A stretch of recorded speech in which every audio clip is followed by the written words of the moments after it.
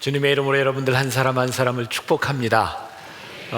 아직도 새해 기분이 많이 남아있죠? 네, 오늘은 어떻게 인사해야 될까요?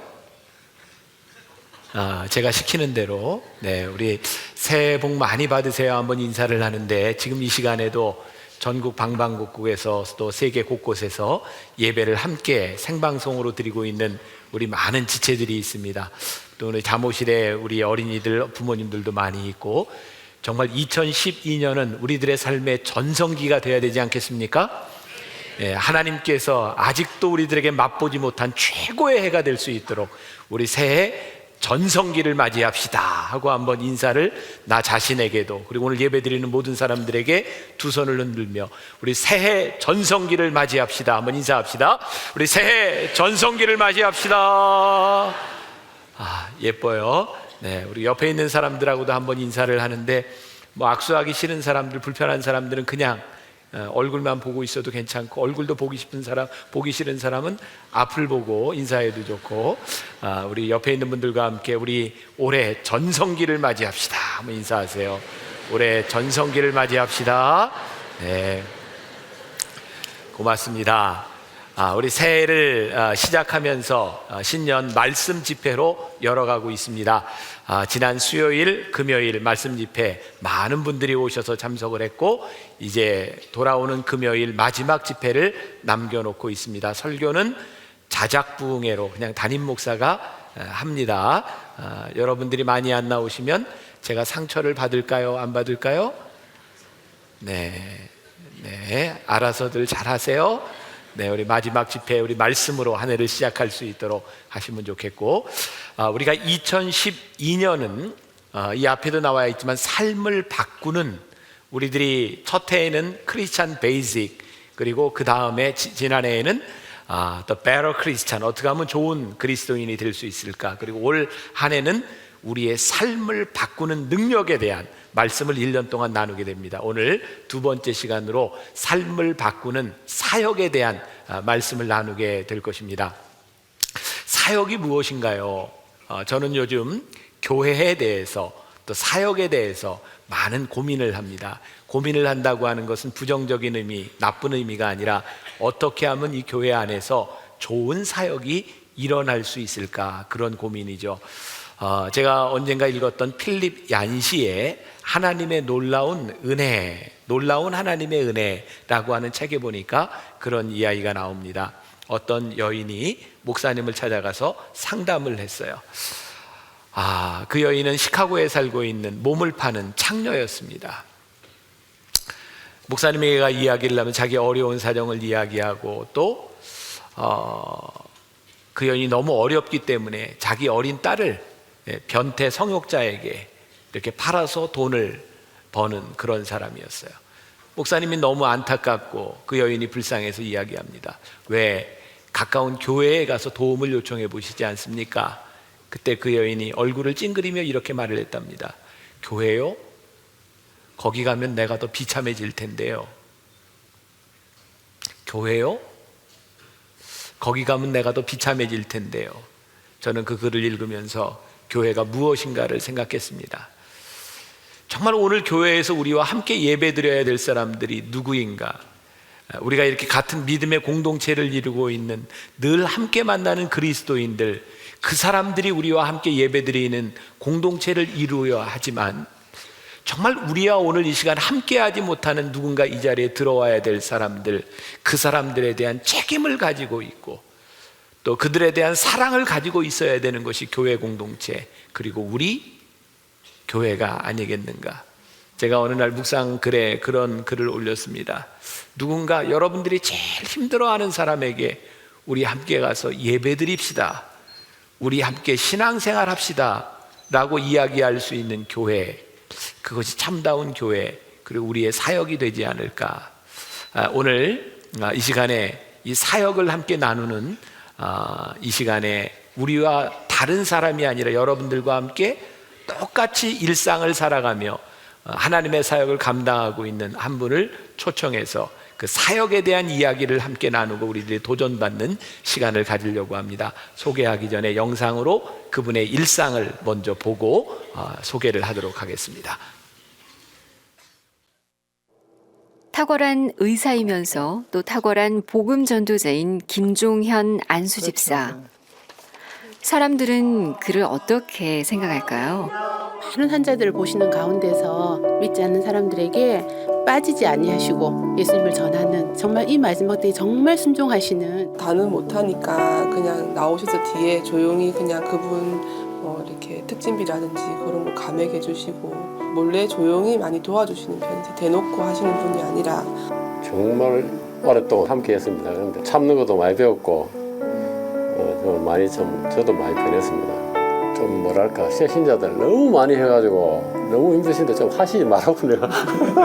참 온화하고 그 다음에 남에게 모든 자신을 내던지고 베풀고 헌신하는 그런 분. 그래 이제 퇴원을 이제 원료를 하려고 하니까는 잠깐 자기하고 이야기를 좀 하자 이래서 이제 따라갔어요. 가니까는 그래 교회를 나오면 어떻게 했느냐고 이제 그래서 원장님께서 여러모로 환자들로 위해서 그렇게 힘을 쓰고 이걸 보시면서도 다 일요일날 교회에서 만나면 전부 다 친절하게 대하시고 전화도 언제든지 항상 해줘요. 그래 내가 좋은 분을 만난 덕분에 하나님을 되찾았고 하나님 앞에 이렇게 돼서 너무너무 감사하게 생각하고 있어요. 그가 섬기는 영안교회.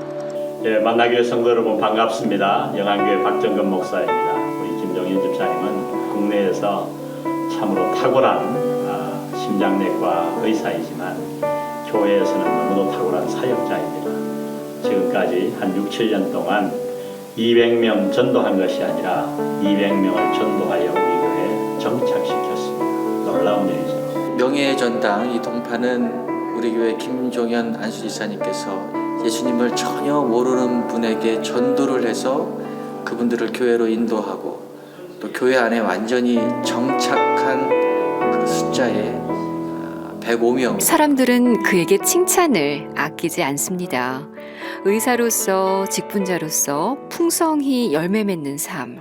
그 비결을 엿보려고 김종현 집사님의 하루를 동행해봤는데요. 짧은 출근 시간은 그가 전도하는 사람들에게 전화로 안부를 묻는 아주 중요한 시간이죠. 드디어 병원에 도착. 심장혈관 수술실로 곧바로 향합니다. 심장 시술을 하고 보통 뭐 19명, 한 20명. 뭐 월화수목금 그거 다 합니다. 거의 점심 먹는 시간 5분. 그래야 나머지 전도하고 뭐 자신이 전도한 사람들을 돌보기 위해서는 시간을 아껴야 한다는 김 집사님. 그날의 본격적인 수술에 앞서 의료진들과 잊지 않고 하는 일이 있는데요. 정말 지난밤도 우리 하나님께서 우리의 육신의 필요를 씻게 하시고 기도입니다. 하신 예수님 받도록 감사하고 기도합니다. 아멘. 기도를 마치자마자 그 여유 있던 표정은 사라지고 수술을 앞둔 의사로서의 긴장감과 진지함을 보게 됩니다. 관상동맥 확장과 절제술로 심장수술 부문 국내 1위라는 타이틀이 그냥 이루어진 것 같지는 않습니다. 힘들진 않으시죠? 뭘 거기나. 수술을 마치고 환자와 가족들을 살피는 것도 지나칠 수 없습니다. 지금 뭐 회식 나가시나 봐요? 네네. 오전 수술 스케줄을 일부 마쳤을 뿐인데 잠시도 쉴 틈이 없습니다. 수술받은 환자들의 상태를 점검하는 회진 시간. 담당 의사의 따뜻한 한마디는 환자들에게 큰 위로가 됩니다. 바로 이 시간이 예수님을 전하는 중요한 시간인데요. 정말 안타깝고 안쓰러운 환자를 따로 만나 자신이 만난 하나님을 나누며 진지하게 예수 그리스도를 전합니다. 저도 그렇게 옛날에는 그렇게 살았어요. 병원 업무를 마치고 난 저녁 8시. 오늘은 특별히 김 집사님 내외가 섬기고 있는 목양 모임이 있는 날. 그가 전도한 목원들이 모두 모였습니다. 하나같이 어색한 모습으로 찬양하고 기도하는 이유는 이들 대부분이 예수를 처음 믿는 초신자들이기 때문이죠. 이들이 열매 맺는 삶의 이유이며 원동력이라는 김 집사님의 고백. 정말 행복해요. 정말 행복해요. 일을 이렇게 내가 일을 할 수 있다는 게 다른 사람들이 힘든 일이라고 하지만 하나님은 나에게 너무 기쁨을 줘서 감당할 수 있게 해주시니까 너무너무 행복해요. 그리고 이것보다 환자 치료보다 더 행복한 일이 우리 목장 가서 우리 무공들 만납니다. 그분들 만나서 그 성장하는 모습 바라고 그 영혼이 자라는 모습 그 주님을 영접하고 고백하는 모습 보는 너무 감사해요.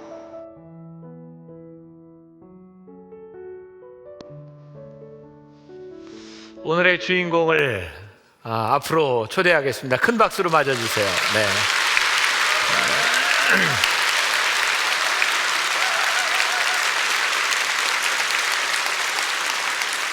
반갑습니다. 감사합니다. 안녕하세요. 오늘 영상을 통해 여러분들이 함께 만나본 우리 김종현 안수 집사님, 부산 영안침례교회에 계십니다. 제가 영안침례교회 집회를 갔을 때 만나게 되었고 이야기를 나누면서 제가 도전받았고 우리 교인들과 함께 이 사역을 나누었으면 좋겠다는 생각이 들었어요. 사실 김종현 집사님은 간증을 다니는 분이 아니고 지금 이 시간에 교회에서 교인들을 목양해야 될 그런 분입니다. 그래서 제가 담임 목사님께 특별히 좀 부탁도 드리고 어렵게 이 걸음을 하셨는데 오늘 여러분들과 저 모두에게 좋은 도전의 시간이 되었으면 좋겠습니다. 잠깐 인사 말씀 나눠주시죠. 네, 안녕하세요. 김종현 집사입니다. 부족하지만 저를 이 자리에 세우신 하나님께 먼저 감사드립니다. 그리고 이 시간을 통해서 저를 만나주시고 저로 하여금 하나님의 귀한 사역을 감당할 수 이끌어주신 성령님의 역사가 이 자리에 나와 있는 모든 만나교회 성도님들에게도 동일하게 임하시기를 간절히 기도합니다. 감사합니다. 네, 우리 다시 한번 박수로 환영하겠습니다. 오늘 이야기를 이렇게 몇 곡지로 좀 나누어서 해보려고 합니다. 우리 집사님도 그렇고 저도 주일날 이렇게 지금 처음 하시는 거기 때문에 1부, 2부 때는 좀 많이 어색했는데 3부 때는 좀 여유 있게 되겠죠? 네, 더 떨리세요. 네. 네, 하나님은 예배 시간에 늘 떨림을 가장 아름답게 받으시는 분일 것 같아요. 먼저 하나님을 가슴 뛰게 하는 이야기, 하나님을 눈물 나게 하는 이야기, 하나님을 가슴 아프게 하는 이야기, 사역 가운데 있었던 그런 이야기를 몇 곡지로 나누어서 이야기해 보려고 합니다. 먼저 우리 집사님의 삶에서 하나님을 가슴 뛰게 하는 그런 순간들이 이런 사역자가 되기까지 하나님께서 부르셨던 그런 계기들이 있을 것 같아요. 좀 말씀해 주시죠. 저에 대한 이해를 돕기 위해서 저의 성장 배경에 대해서 잠깐 말씀드리겠습니다. 저는 1959년 전라북도 옥구에서 6남 3녀의 자녀 중 3남으로 태어났습니다. 가정 형편도 참 어렵고 형제들이 많아서인지 그 당시에 저희 가정에서는 누가 공부하고 뭐 학교에 진학하고 이런 문제에 대해서 전혀 관심이 없었어요. 동학신도였던 저희 아버님은 전국 유명 기도처를 차려서 기도 생활을 떠나셨고 그 많은 형제들을 먹이고 키우는 것은 만성천식으로 고생하던 우리 어머니의 몫이었습니다. 그렇게 가정 형편이 어렵다 보니 제가 중고등학교 시절에 학교에 다닌 적이 거의 절반밖에 되지 않은 것 같아요. 누가 학교에 안 가도 뭐 학교 가라는 얘기가 없어요. 주일 비 오는 날이면 항상 쉬고요. 비 맞는 걸 싫어해서 금요일 날은 지루해서 좀 쉬고 정말 이런 방황과 이런 아무런 꿈이 없이 살았던 세월이었던 것 같습니다. 고등학교 때 유일한 소망이 있다면 저희 학교 고등학교 국어 선생님이 제가 되는 것이 꿈이었어요. 그래서 서울대학교 사범대학을 가기 위해서 원서를 제출하러 서울에 왔는데 난생 처음 그때 서울에 왔어요. 그래서 너무나 당황해서인지 신림동 가는 버스 안에서 원서를 잃어버리고 접수를 하지 못하게 됐습니다. 그래서 내려와서 다시 원서를 쓰고 뭐 접수하고 해야 되는데 그런 일이 참 귀찮았어요. 그래서 친구 따라 강남 간다고 저희 친구들이 많이 가는 대학에 친구들에게 물어봤어요. 그래 너희 대학에서 어느 과가 가장 좋은 얘기거든요. 의과 대학이 좋대요. 뭐 그때도 지금도 힘들지만 그 당시에도 쉽지는 않았는데요. 더군다나 문과생인 제가 그 어렵다는 수학이도 전혀 아는 상태에서 본고사가 있던 시절에 의과대학에 들어가는 그런 기적을 체험했습니다. 정말 우스운 일은 제가 의과대학에 들어가서 한 달이 지난 뒤에서 의과대학이 6년인 줄 알았어요.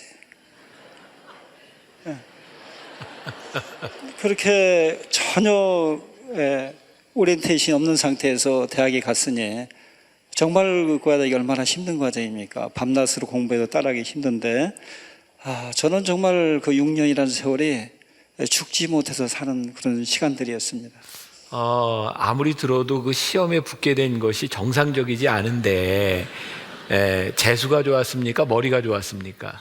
그 당시에 아마 우리 대학에 보니까 7,000명 중에서 2,000명이 수학이 빵점 맞았다고 이렇게 나왔는데 아마 제가 모르겠어요. 하나님의 지나고 보니까 하나님의 은혜죠. 근데 여러분들에게 부탁드리고 싶은 건 이런 일은 쉽게 일어나는 일이 아니기 때문에 여러분들은 특별한 간증으로 들으시고 우리 자녀들에게서 이런 일이 또 일어나리라 이렇게 생각하지 마세요.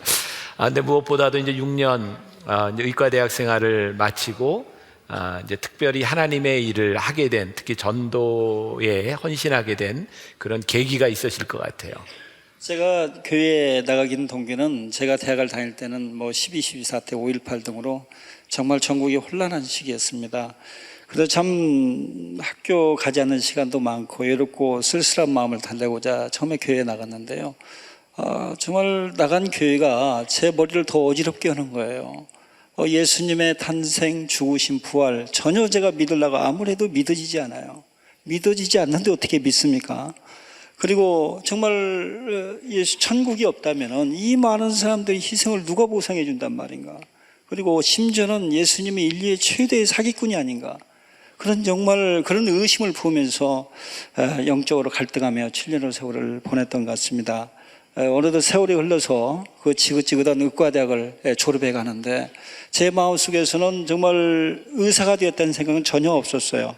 그렇지만 의과대학을 졸업한 사람은 당연히 의사고시를 보야 되고 그 당시에는 서울의 셰라톤 워커힐 호텔에 모여서 전국의 의과대학생들이 2주간 모여서 합숙을 하면서 그 유명한 아주 중요한 족보들을 보는 그 기간이 시험에 당락을 좌우한다 할 정도로 그 중요한 시간을 갖는 시기가 있었습니다. 그런데 호텔로 가는 차 안에서 저는 누군가에게 사로잡힌 거예요. 제 눈에서는 눈물이 흐르고 입에서는 계속해서 주님 죄송합니다. 주님 죄송합니다. 계속 그런 고백을 흘러나오게 하는 거예요. 정말 다메스크스상에서 사울이 정말 주님을 만났듯이 주님은 저를 철저히 사로잡았습니다. 그 당시에 저를 주님께서 회개시킨 것들이 두 가지가 있어요. 제일 먼저 회개시킨 것이 교회 안에서의 불성실이었어요. 대학생으로서 얼마나 주님께 아름다운 청춘을 들을 수 있습니까? 그 당시 저는 성가대, 우리 성가대 원들도 계신데요. 주일학교 교사, 여러 가지로 섬기라고 얘기하면은 그게 내키지 않았어요. 그래서 저는 교회 다니면서 유일하게 좋아했던 게 해태 타이거스, 제가 팬했거든요. 집에 와서 야구 보는 게 유일한 소망의 꿈이에요. 그래서 예배 끝나자마자 땡 하고 그냥 집에 도망옵니다. 참 누나한테 혼나기도 많이 혼났어요. 근데 주님께서 제일 먼저 저에게 꾸짖으시는 부분이 교회 안에서의 불성실이에요. 우리 만나교회는 아마 그런 분이 없을 줄 믿습니다. 없죠. 그 다음 꾸짖으시는 것이 제 삶에서의 게으름. 정말 그분을 우리 성령께서 정말 근심하시고 정말 통탄해 하셨던 것 같아요. 인생의 그 젊은 시기를 나태하고 게으르게 살았으니 정말 2주 동안 하나님께서 이렇게 문제가 쌓이는데 하나도 볼 수 없게 만드세요. 그래서 내일이 시험인데 오늘 한 11시경에 주님이 저에게 물으셨어요. 종현아, 너 이제 네 인생을 어떻게 살래? 계속 물으시는 거예요. 그때 저는 그렇게 대답했어요. 주님, 이제는 내 자신을 위해 살지 않고 주님의 영광을 위해 살겠습니다. 정말 그 고백을 하고 나니까 몸과 마음이 가벼워지고 눈가에 흐르던 눈물이 마르고 입가에 웃음이 나오기 시작했어요.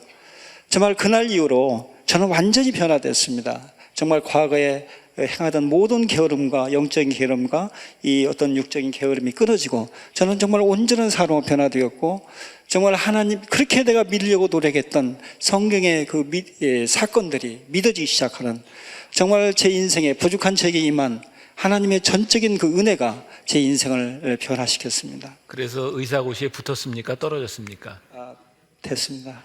이것도 비정상입니다. 이것도 여러분들에게 보편적으로 일어나는 일이 아닙니다. 이게 독특한 경우니까.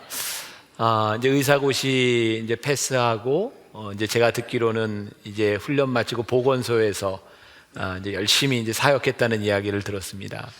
그날 이후로 우리 주님께서는 저에게 계속 물으시는 게 뭐냐면, 제 인생에서 내가 하나님께 앤서했던 주님의 영광을 위해 살겠습니다. 그 영광, 이 부족한 자의 삶을 통해서 주님이 영광 받으시기를 원하셨어요. 그래서 저를 끌고 다니셨어요. 끌고 다니는 게 느껴졌어요. 그래서 군대 대신에 보건소로 가게 해서 전라북도 순창군 복흥면, 참 그곳이 산세가 험한 곳입니다. 제 친구들이 내가 그곳에 가면은 교통사고로 죽을 확률이 한 70%라고 하더라고요. 그런 악담을 하는 친구들이 있었는데 안 죽고 살아났어요. 그런 시골에 가서 27살이라는 나이에, 참 지금 생각하면 어떻게 그런 일을 행했는지 교회를 개척하게 하셨어요. 그곳에 가니까 영적인 상태가 저보다 안 좋은 사람들이 더 많더라고요. 그곳에서 90명을 전도해서 1987년 9월 19일 날 보건소 진료실에서 첫 개척 예배를 보고 제 전도 사역이 시작이 됐습니다. 그곳에서 만난 사람들 중에서 잊을 수 없는 사람들이 우리 어린 학생들이에요. 우리 학생들이 시골에서 땅 따먹기나 하고 옛날에 제 모습과 같이 똑같이 살고 있었어요. 그들이 예수 그리스도의 복음이 들어가니까 눈빛이 달라져요. 교회에 나와서 봉사하고, 그 다음에 새벽 기도가 나고, 어떤 학생들 용돈이 생기면 11조를 하고, 정말 그들이 이 학업을 하는 자세가 바뀌어요. 제가 가르치는 학생들 중에서 3사람이 목회자가 됐습니다. 그 중에 잊을 수 없는 우리 학생 자영이는 정주여고에서 전체 1등 얻은 학생이에요. 자기 집이 정말 대대로 보살집입니다. 큰아버지는 합천해인사 주지고, 누나는, 언니는 동국대학교 승불학과를 다니는 그런 가정에서 전교 1등짜리가 목회자로 헌신하는 그런 놀라운 변화를 보았고요. 그 시골 산골에서 SKY에 대학에 진학하는, 그리고 정말 외롭게 지내던 그 노인들이 예수 그리스도를 받아들이고 그 인생을 행복하게 살아가는 모습을 보면서 내가 정말로 내 인생을 투자할 곳은 바로 이곳이고, 이 사역을 통해서 내가 주님께 영광을 돌려야겠다고 다짐하고 그런 삶을 살기로 하나님께 약속했습니다. 하나님께 영광이 됐을 것 같은데 보건소 일은 안 하셨을 것 같아요. 그 부분에 우리 목사님 굉장히 날카로우신데요. 그러니까 사람들이 보기에는 저게 분명히 공무원인데 저분이 보건소 근무하러 왔나, 뭐 선교 사역을 하러 왔나, 그게 좀 헷갈렸던 것 같아요. 그런데요, 제가 3년 동안 있으면서 저희 집이 서울에 있었는데요, 한 번도 서울에 온 적이 없어요. 제가 지긋지긋하게 하나님께 혼났다는 것이 게으름이었거든요. 그래서 아마 그 근래 그 보건소장 중에서 저같이 아마 성실하게 그 보건소를 지킨 사람 없고요. 정확하게 말씀드리자면 예배 이후 시간 이후에 교회 봉사와 사역을 했습니다. 그렇지만 보건소 일을 하면서 마음이 많이 그 콩밭에 가서 있었던 사실입니다. 제가 아까 가슴 뛰게 하는 이야기라고 하는 말을 했는데, 한 사람의 가슴을 뛰게 했던 그 일들이 거기에 만났던 또 다른 아이들의 가슴을 뛰게 하는 그런 역사들을 만들어낸 일이 아닌가라는 생각을 합니다. 이제 다음 꼭지로 한번 넘어가서 하나님을 눈물 나게 하는 이야기, 한번 그런 제목으로 이야기를 나누고 싶은데, 아마 많은 분들을 이렇게 전도했지만 정말 눈물이 날 만한 그런 사연이 있는 그런 분들도 있었을 것 같아요. 네. 그런 사연들을 다 소개하려면 아마 3일째 정도 날새야 될 것 같아요. 1, 2부 때는 내가 말씀을 안 드렸는데, 제가 우리 목장교회에 모셔왔던 분은요, 저희 집 그 응급실에서 심장마비가 왔어요. 세상에 심장의사 집에 응급실에서 심장마비가 와가지고 호흡이 정지되는 그런 상황에서 CPCR을 해서 살려서 그 가정이 전체가 하나님 앞에 돌아왔고요. 또 한 자매님은 부산에 있는 삼광사를 먹여 살리던 정말 유명한 보살인데요, 저하고 7년을 씨름하다가 교회 나왔는데 지금 교회 나온 지 5년 차인데요, 성경을 40독을 했습니다. 또 오늘 소개드릴 우리 한 형제님은요, 정말 제가 교회에 오라오니까 수요일날 교회에 왔는데 누가 뒤에서 아멘 하는데요, 이 정상적인 목소리가 아니에요. 우리 김 목사님, 우리 만나교회도 점잖하지만 우리 영안교회 박정근 목사님, 우리 교회도 굉장히 점잖은 교회인데 저희 교회에서 술 먹고 와서 아멘하는 사람은 처음 봤거든요. 그분이 제가 전도해서 교회를 오라는 사람이에요. 근데 교회 와서까지 횡설수설해요. 그분은 그 당시에 알코올 중독에다가 정말 사업은 힘들어지고 그 부인과의 갈등, 자녀들과의 갈등으로 하여튼 최악의 상황이었어요. 그런데 뭐 그분은 우리 목장교회를 인도해서 우리 목장교회 출석하게 됐고, 부인은 뭐 배짜라하고 그 부산 근교 유명한 사찰에 가서 하루에 3,000배씩 절을 하는 거예요. 그래서 뭐 영적인 싸움이 시작된 거예요. 절간이 이기는지 교회가 이기는지. 한 달 동안 우리 정말 엘리야 기도는 아니지만 우리 목원들이 열심히 기도했어요. 그 자매님이 교회에 나오기를. 근데 한 달 만에 정말 놀라운 일이 벌어졌어요. 그 자매님이 차를 몰고 가다가 횡단보도에서 유치원생 여자아이를 치워서 사망하게 한 거예요. 그러니 뭐 얼마나 우리 목원들이 놀랐겠습니까? 정말 이루 말할 수 없는 일이 벌어진 거죠. 그래서 저희가 기도했습니다. 이것이 그 가정의 복이 아니라, 화가 아니라 복이 되게 해달라고 기도했어요. 그런데 정말 하나님이 도우셔서 그 피해자 측에서 오히려 검사에게 이 자매를 선처해달라고 탄원서를 내고, 정말 하나님께서 얼마나 이 세밀하게 간섭하시는지 단돈 몇백만 원에 그다음 며칠간의 사회봉사로서 그 사건이 마무리됐습니다. 그 일 이후에 그 자매와 그 형제님은 우리 교회에서 행하는 모든 훈련 과정을 다 마치고 지금 우리 센터 예배당에서 가장 많이 헌신하고 봉사하는 그 아름다운 부부가 됐어요. 정말 한 영혼을, 한 가정을 구원하기 위해서 그 천하보다 귀한 생명을 희생하면서까지 그 잃어버린 영혼을 부르시는 하나님, 그리고 우리가 받은 이 구원이 얼마나 값진 것이며, 그리고 모든 것을 합력해서 선을 이시는 그 위대하신 하나님을 찬양합니다. 한 가지 이야기만 더 해주시면 좋겠는데, 제가 만나서 이야기할 때 그 보건소에서 있었던 그 양은행 씨의 이야기가 제가 기억에 많이 남아 있거든요. 네. 우리 목사님은 정말 기억력이 좋으세요. 이건 지나가면서 한 얘기인데. 네, 제가 적어놨어요. 네. 이분은 제가 참 제 그 전도 사역과 제 믿음 생활에서 잊을 수 없는 분이에요. 이 자매님은 정말 현대 의술로 고칠 수 있는 불치의 병을 알고 있었는데 모든 검사를 해보면 아무것도 안 나와요. 근데 그 자매님은 뭐 사흘이 멀다고 보건소에 이 배를 잡고 실려 들어옵니다. 그래서 그분을 우리 개척한 개척교회에 초대를 했어요. 근데 그때 첫 해 있었던 그 부흥 집회 때 그 자매님이 뭐 완전히 얼굴 표정이 일그러지면서 부흥사 목사님을 노려보고, 저는 그런 광경을 처음 봤어요. 저도 기겁해서 도망가고 그 부분을 제압할 사람이 없어요. 근데 목사님이 예배 마치고 와서 머리에 안수했을 때 11귀신이 나오는 거예요. 첫째 남자 귀신, 여자 목소리 갑자기 남자로 바뀌어요. 첫 번째 귀신이 뭐냐면 쌍문동에서 뭐 1968년도 언제 뭐 물어보니까 쌍문동에서 칼 맞아서 깡패한테 칼에 찔려 죽었다고 하더라고요. 근데 그 자매니가 항상 올 때 보니 배를 잡고 오거든요. 그래서 너 누구냐 그랬더니 자기는 양자계래요. 왜 나가지, 왜 누나를 괴롭히냐, 장가 보내달라요. 조금 있으니까 할머니 목소리로 봤는데 그게 자기 무당하던 큰어머니, 그 다음에 나중에 할아버지가 나오는데 2조 말려배 죽은 큰아버지, 애기 목소리가 나오는데 전라남도 한평군 뭐 무안면 어디에서 물에 빠져 죽은 막내 동생, 뭐 이런 11귀신이 나오는데 목사님이 그 귀신을 내쫓았어요. 목사님이 떠나고 나니까 저희들은 공포에 사로잡혔어요. 목사님이 계속 붙들어 놓을 수 없는 거 아니에요.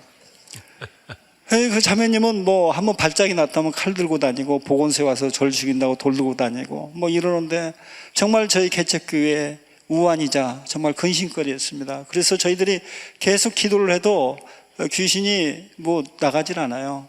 그래서 그해 8월 달이네, 여름에 우리 교인들이 우리 콜레기 주일학생들까지 전부 다 가서 전라북 순창군 복흥면 지선리 그 마을에 모깃불을 피워놓고 그 멍석에 앉아서 하나님께 기도했어요. 주님, 정말 이 자매님, 이 불쌍한 자매님을 살려주세요.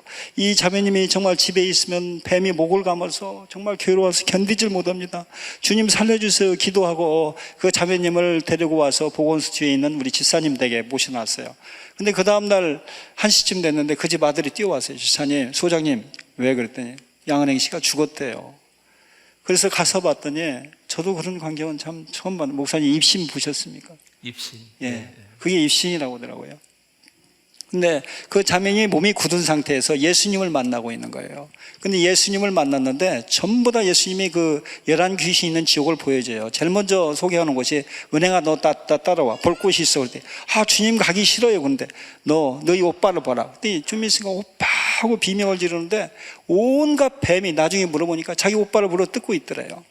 그래서 마지막에 뭐라고 하냐면 은행아 나 좋은 곳에 좀 보내줘. 좋은 곳에 보내. 나 괴로워서 견딜 수가 없어. 조금 있으니까 또 막 뜨거워 노인네가 소리를 지르는 거예요. 그러지만 큰어머니 왜 이런 곳에 있어요? 나중에 물었더니 정말 유황불 속에서 펄펄 뛰고 있더래요. 진짜 마지막으로 그 큰아버지 왜 이곳에 계세요? 나중에 물어봤더니 강원도 영월이나 정선 같은 그런 눈이 쌓인 계곡에 온도막을 짓고 흰 모시적삼을 입고 거기서 추위에 떨고 있더랍니다. 지옥도 아마 그 계급이 있는 것 같아요. 정말 그런 광경을 보여주시고 조금 있다 깨어나서 물을 한 잔 먹고는 사람들이 둘러싸서 자기를 보는 거 보고 또 그냥 넘어가는 거예요. 그동안 주님께서 천국을 보여주세요. 주님 아름다워요. 정말 아름다워요. 룰루랄라예요. 정말 기뻐가지고 그때 주님께서 그 양은행 씨에게 계속 물으시는 거예요. 너 전도 누가 했지? 너 전도 누가 했어? 저는 정말 그때 그 말, 주님의 음성을 충격으로 받아들였어요. 내가 한 영혼을 전도하는 것이 주님이 하늘에서 정말 잔치를 베푸시고 그 생명 하나하나가 하나의 생명책에 기록된다는 것을 그 영혼이 하나 돌아오는 것이 얼마나 우리 세상적으로 판단하면 얼마나 연약한 여인입니까? 그 영혼이 하나 돌아온 것이 주님이 그렇게 기뻐하시고요. 너 전도 누가 했어? 너 전도가 수도 없이 물으시는 거예요. 그리고 마지막에 정말 제가 인생에 잊을 수 없는 얘기를 주님이 하셨어요. 은행아, 내가 어제 저녁에 너희 집에 갔었다. 어제 저녁에 어떤 시간이었습니까?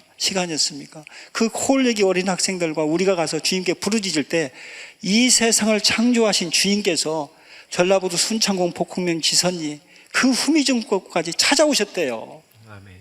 그래서 너희들 기도 소리를 다 들었대요. 그래서 이제는 너와 너희 딸, 부산인 딸도 같이 귀신이 걸려서 다 나았다. 그리고 너를 위해서 기도하느라고 교회 짓는 것을 위해서 성도들이 기도하지 못하지 않냐. 우리 교회가 교회를 지으려고 개척교회인데 벽돌 빼는 일까지 다 하셨어요. 정말 우리 주님께서 찾아오셔서 그 가정에 흐르는 저주를 끊으셨어요. 그리고 그 자매님은 그 교회의 권사님이 되셨고 그 남편은 장로님이 되었고 정말 대대로 우상의 종로에 대한 그 가정에 정말 훌륭한 목회자가 태어났어요. 그 아들이 신학교에 가서 목회자가 되어서 그 교회를 섬기고 있습니다. 아마 이런 경험들이 있기 때문에 지금 이렇게 이제 사역을 하고 계실 것 같은데 하나님께서 그 의사라고 하는 직분은 참 좋은 그런 재능으로 주신 것 같아요. 제가 듣기로는 이제 집사님이 심장 스턴스 굉장히 이제 위급한 환자들이 오는데 수술대 위에서 수술하기 전에 예수 믿을 겁니까? 안 믿을 겁니까? 물어보면 아마 대부분이 믿는다고 이야기를 하는 것 같아요. 제가 오늘 여러분들에게 굉장히 서프라이즈한 일을 소개하려고 합니다. 지난주에 우리 김종현 집사님이 우리 교회 이렇게 토크 설교로 간증으로 오신다고 했더니 끝나고 나가면서 우리 교회 교인 중에 한 분이 저에게 목사님 바로 그 중에 하나가 저였습니다. 최정수 집사님이 지금 교회에서 열심히 봉사하는 분인데 제가 그때 스턴스 4개를 아마 했던 것 같아요. 죽음에서 그분이 이거 수술해 줄 테니까 예수 믿으라고 해서부터 그때부터 예수를 믿고 부산에 살다가 여기 올라와서 만나교회에서 봉사하고 있는 분이 계세요. 서프라이즈한 일입니다. 한번 보겠습니다. 안녕하십니까. 최정수 집사입니다. 2006년 3월에 부산 서면 신축 건축 현장에서 갑자기 심장마비로 쓰러졌습니다. 인근 춘혜병원을 경유해서 수영 한서병원까지 응급실에 실려갔습니다. 마침 김종현 박사님께서 시술을 하셔서 관상동맥이 4개나 막혔는데 기적적으로 수술을 해봤지만은 5,000명 중에 한 사람 태어날까 말까 한 환자입니다 라고 말씀하셨습니다. 아직도 기회 생생합니다. 나가시면은 꼭 예수 영접하시고 좋은 일 많이 만들어서 봉사하시라고 하였습니다. 김정현 박사님이 그 말씀을 하신 후에 제가 만나교회에 왔습니다. 코이카 연수생 봉사활동가 또 오포 목사님 장막 리모델링을 하고 봉사활동을 열심히 할 수 있도록 하고 박사님께서 심장병을 낫게 하여 살려주셨고 김명삼 목사님을 만나게 해주신 하나님의 은총을 감사드립니다.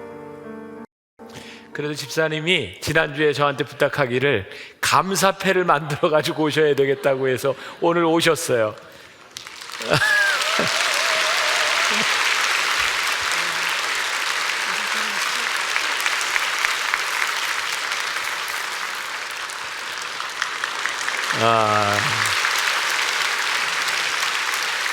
두 분이 몇 년 만에 지금 만나신 거죠? 6년 만에 지금 만나신 거예요. 저도 지난주에 알았고 하나님은 살아계셔서 이렇게 이런 일을 보여주시는 것 같아요. 너무 감사합니다. 나중에 끝나고 회포를 푸시고 예배는 계속됩니다. 네.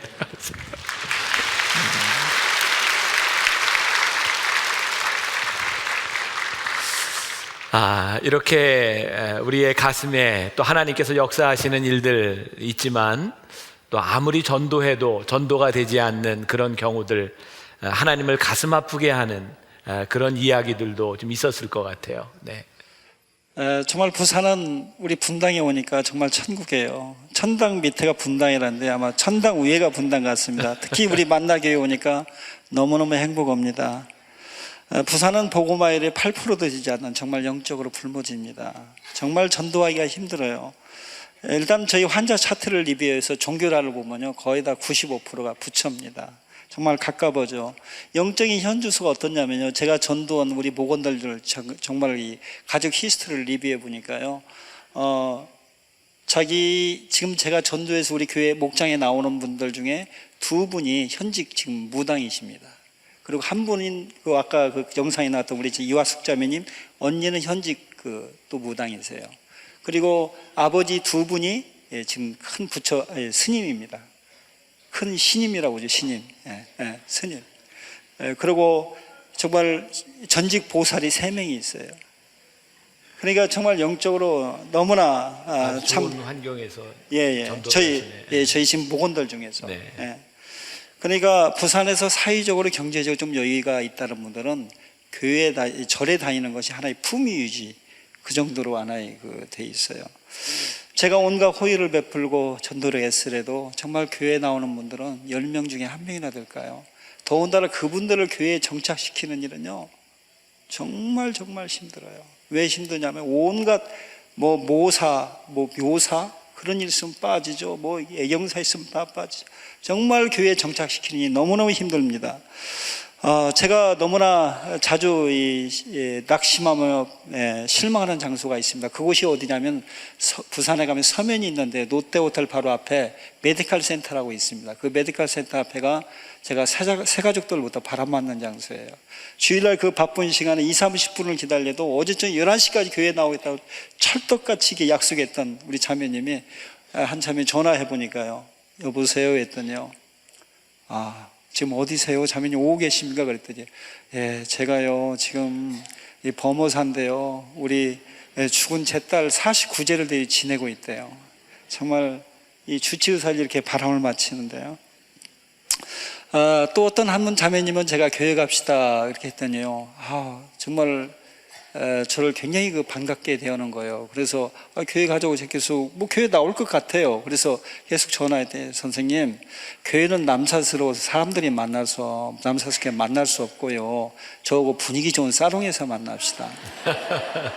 저보다 13년이 연상인데요 저를 이성적인 상대로 생각한 거예요. 저도 도저히 그건 이해가 안 되는 부분이에요. 그렇게 제가 상태가 안 좋습니다. 아마 지금도 전화가 오는지 모르겠어요. 제 목소리라 듣고 싶다 하루에 18통씩 이렇게 전화를 합니다. 3년 전이네요. 제 한 자매님은 제가 전도했는데 그분은 50년 동안 불도를 섬기는 분이고 심장 혈관 4곳을 뚫었던 분이에요.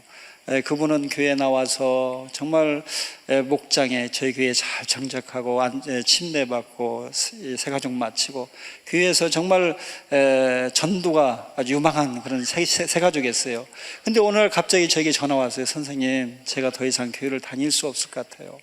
그 소리를 듣는 순간요, 저는 막 청청병력 같은 소리예요. 저에게는 어떻게 지금까지 키워왔는데 그런 소리 왜 그렇습니까? 하고 얘기를 들어보니까요, 멀쩡하던 우리 둘째 아들이 갑자기 이상해졌대요. 자기가 그 원인을 찾아보니까 교회 다니기 전에는 자기가 길이를 택해서 이사를 했는데 아무 날이나 기도해서 부정을 탔고, 둘째로 유명한 점장에 가서 물어보니까 종교가 2개 있어서 그런데요. 그러니까 아들과 딸들이 난리인 거예요. 어머니, 그 아들 살리려면 교회 나가지 마이소. 그래가지고 교회를 나올 수 없다는 거예요. 지금 6개월째 쉬고 있거든요. 저는 정말 그 자매를 생각할 때마다 너무나 가슴이 아픕니다. 정말 부산을 위해서 정말 여러분들 기도해 주십시오. 하나님 마음을 아프게 하는 이야기 중에 하나가 그런 것 같아요. 우리가 복음을 전하지만 정말 하나님이 택하신 사람이 있고 택하지 않은 사람이 있는 것 같아요. 어떤 사람은 복음을 받아들이고 예수를 믿지만 어떤 사람은 아무리 전해도 받지 않는 것 같아요. 오늘 우리가 읽은 본문 말씀 보니까 로마서 10장 14절에 그런즉 그들이 믿지 아니하는 일을 어찌 부르리요, 듣지도 못한 일을 어찌 믿으리요, 전파하는 자가 없이 어찌 들으리요. 우리가 해야 될 일은 그 사람들이 말씀을 듣도록 하는 일인 것 같아요. 그리고 그 다음의 일은 또 하나님께서 하실 일이 아닌가. 우리 이제 마지막 꼭지로 하나님을 미소 짓게 하는 이야기에서 우리 집사님의 사역을 한번 정리해 보려고 하는데, 제가 부산에 가서 집사님을 만났을 때 참 힘들겠다라는 생각이 들었습니다. 왜냐하면 전도된 전도 대상자들은 이제 특별 관리 대상이 되는 거예요. 집사님 만나기 위해서 몇 달씩 예약이 밀려 있는 사람들이 전화하면 바로 만나지는 거예요. 근데 그 전화가 수없이 오는 거예요. 의사로서 이런 생활을 하루에 300명씩 진료하는 그런 의사로서의 생활을 하면서 전도자로서의 삶을 살아가는 것에 갈등이 있지 않을까, 참 힘들지 않을까라는 생각이 들어요. 근데 어떻게 그 일을 하시는지. 정말 제 오른쪽 귀가 뜨거울 정도로 이 전화를 많이 받고 이렇게 합니다. 그러지만은 제가 환자들을 돌보고 그들의 아픈 상처를 싸매어주고 하는 일이 이제는 제 일 가운데 습관화가 됐어요. 그리고 이 일이 제가 가장 편하게 잘할 수 있는 일이, 다른 사람들이 보면 저러고 어떻게 사나 하지만 저에게는 가장 편안한 일이 됐고요. 그 다음에 정말 하나님 앞에서 한 영혼이 너무나 귀하고 그들의 변화와 성장이 주는 기쁨과 그 감격은요, 세상의 어떤 것과도 바꿀 수 없다는 거죠. 그 사역은 정말 힘들지만 하나님이 주시는 위로와 기쁨은 이루 말로 할 수가 없습니다. 저는 정말 제 인생을 돌아볼 때 주님께 정말 부족한 제가 드린 들 무엇을 드렸겠습니까? 지극히 작은 것을 드렸는데요, 주님께서는 저에게 이 땅에 살아가면서 필요한 것을 다 주셨어요. 편안한 가정을 주셨고 섬길 수 있는 수만 명의 환자를 주고 이 땅의 명예와 부를 다 주셨고요. 정말 그 살아있는 평신도가 살아있는 믿음의 공동체인 아름다운 교회를 주셨고요. 정말 제 삶 가운데서 너희는 먼저 그의 나라하고 이를 구하라, 그리하면 이 모든 것을 다 더하시리라는 그 약속의 말씀을 제 삶 가운데 이루셨어요. 그 하나님의 위로와 격려가 있기 때문에 이런 괴로움과 어려움을 극복할 수 있는 것 같습니다. 사역의 어려움보다는 그것을 주시는 기쁨이 더 이제 많다고 하는 것이고, 아마 우리 교인들에게 굉장히 도전이 되는 그런 일일 것 같은데, 우리 집사님의 특징은 전도한 것으로 끝나지 않고 그 사람들을 정착시키는 일을 했다는 거죠. 아까 화면을 통해서 아름다운 발 이렇게 찍혀 있지만 우리들이 교회로 데려오는 일들은 참 많이 할 수 있는데 그 사람을 하나님의 사람으로까지 만들어가는 과정들은 참 쉽지 않았을 것 같아요. 어떻게 그런 일들을 가능하게 하고 계신지. 제가 전도온 사람은 아마 수천 명이 될 겁니다. 그렇지만 그분들을 교회에 정착시킨다는 것은 정말 힘들고 어려운 그런 과정들입니다. 새 가족이 교회에 들어왔을 때 저희 교회는 목장이라는 시스템이 있습니다. 목장에 반드시 새 가족을 정착시키도록 합니다. 목장에 소그룹에 정착하지 않은 사람이 들어오지 않은 사람이 교회에 정착하는 예는 거의 드물어요. 그 소그룹 속에서 먼저 섬김의 훈련을 배우고 그 다음에 기도하는 거, 그 다음에 말씀을 배우고 더 나아가서 전도하는 훈련을 통해서 온전한 그런 영적인 그 인격체로서 성장하는 것을 많이 경험하게 되었습니다. 여러분들이 전도를 너무 이제 쉽게 생각하는 경우들도 있는 것 같죠. 제가 교회에서 한 번도 전도 프로그램을 해보지 않았는데 여러분들이 전도한다고 하는 것은 사람을 데려온다고 하는 것이 아니라 그 사람을 영적으로 훈련시키는 것을 이렇게 포함하는 일일 것 같고, 아마 지금 여러분들이 이 말씀을 들으면서 여러분들 마음 가운데 떠오르는 분들이 있을 것 같아요. 가장 사랑하는 사람, 내가 아끼는 사람. 제가 부산에서 듣기로는 담임 목사님이 1000명을 전도해서 정착시켜라. 그러면 1000명이 정착되면 아들 목사 되면 1000명 떼어서 주겠다, 이런 얘기 들었는데. 저는요, 솔직히 우리 아들이 도영이입니다. 도영이가 여기 앞에 계신 우리 김 목사님, 저희 담임 목사님 박 목사님 정도의 영향이 있는 목회자가 될 가능성이 있다면 이 일에 제가 목숨을 걸겠어요. 그런데 제가 봐서는 그런 소양이 없습니다. 그래서 저는 우리 아들이 아버지를 닮아서 평신도 사역자로서 살아가길 원하고, 저희 집사람 같은 경우는 그 목사님이 그런 말씀을 농담으로 하셔도 거의 경기를 하는 수준입니다. 남편 하나로 서빙하는데도 정말 질렸는데 아들까지 전문 사역자가 된다는 것은 은혜지만 정말 감당할 수 없는 저희 가정에는 재앙이라 생각합니다. 자, 여러분들이 이 말씀을 잘, 제가 가서 본 것 중에 평신도로 사역하고 섬기는 일들이 그냥 말로 되는 일이 아니라 정말 많은 헌신이 이 가운데 있는 걸 보았고요. 정말 기쁨이 없다면 이 일은 할 수 없는 일이라는 생각이 들었습니다. 그래서 여러분들에게 이렇게 이제 도전이 되었으면 좋겠고, 특별히 이제 목장 사역을 통해서 이렇게 성도들이 성장해 가고 있는데, 우리 만나교회는 나무 공동체라고 이야기를 하죠. 한번 우리 집사님의 입장에서 우리 만나교회 성도들에게 한번 조언해주고 싶은 말이 있다면 한번 해주세요. 저도 아침에 일어나면 큐티하고 주님의 말씀을 보고 기도하고 또 가능하면 예배에 가장 집중하면서 그런 영적 생활을 해옵니다. 그러지만은 제 주위에 내가 가슴으로 품은 초신자들이 없다면요, 그들의 성장과 그들의 변화와 그들이 주는 감동이 없다면요, 제 영적 생활은 힘이 없어집니다. 정말 여러분들 금년이 가기 전에 우리 만나교회 얼마나 아름답습니까? 여기서 받은 은혜로 만족하지 말고 꼭 여러분들 한 영혼을 가슴에 품으시고 그들을 양육시키시며 성장시키시며 변화시켜 보십시오. 그 하나님이 주시는 위로부터 주시는 은혜와 그 풍성함은 이루 말로 할 수가 없어요. 여러분 영적 생활에 더욱 차원이 달라지고 활기가 있으며 정말 주님이 기뻐하시는 그런 모습으로 여러분들이 이 세상을 살아갈 줄 믿습니다. 그 새 가족을 위해서가 아니라 자신을 위해서 우리는 정말 한 영혼을 가슴에 품어야 됩니다. 감사합니다. 좋은 말씀 전해주셨는데 너무 감사합니다. 고맙습니다. 시간이 좀 많으면 더 이야기를 나누어 보고 싶은데 우리 시간이 제약이 있습니다. 제가 올해 들어서 이제 우리 교인들과 함께 하고자 하는 일과 이 맥을 같이 하고 있는데, 저도 요즘 계속 성경 공부를 하고 있거든요. 우리 장로님들 소그룹으로 나누어서 성경 공부하고, 이제 우리 또 교구장, 동산지기들, 코치까지 제가 성경 공부를 하려고 생각 중인데, 제가 가르치면서 제가 살아나는 걸 느껴요. 이 가르치고 양육하는 것이 이렇게 복된 일이구나. 저희 교회에 지난 2회 전부터 놀라운 운동이 일어나고 있죠. 1:1 제자 양육이 시작이 되어서 지금 수백 명의 사람들이 양육을 받았고 양육자가 되어서 여러분들을 기다리고 있습니다. 우리들의 신앙이 한 사람 한 사람 키우면서 한 사람 한 사람 신앙으로 성숙돼 가면서 우리들이 느낄 수 있는 신앙의 기쁨, 여러분들이 그 기쁨을 누리고 살아갈 수 있다면 여러분들의 신앙이 훨씬 더 역동적인 그런 신앙이 될 것 같고요. 삶을 바꾸는 이라고 하는 1년 주제로 우리들이 나아가게 될 텐데, 삶을 바꾸는 사역을 하십시오. 여러분 힘들고 그냥 어렵고 늘 짜증나는 사역이 아니라 하나님 누군가의 삶을 바꾸고 내 삶을 바꾸는 위대한 사역이 일어나게 하여 주옵소서.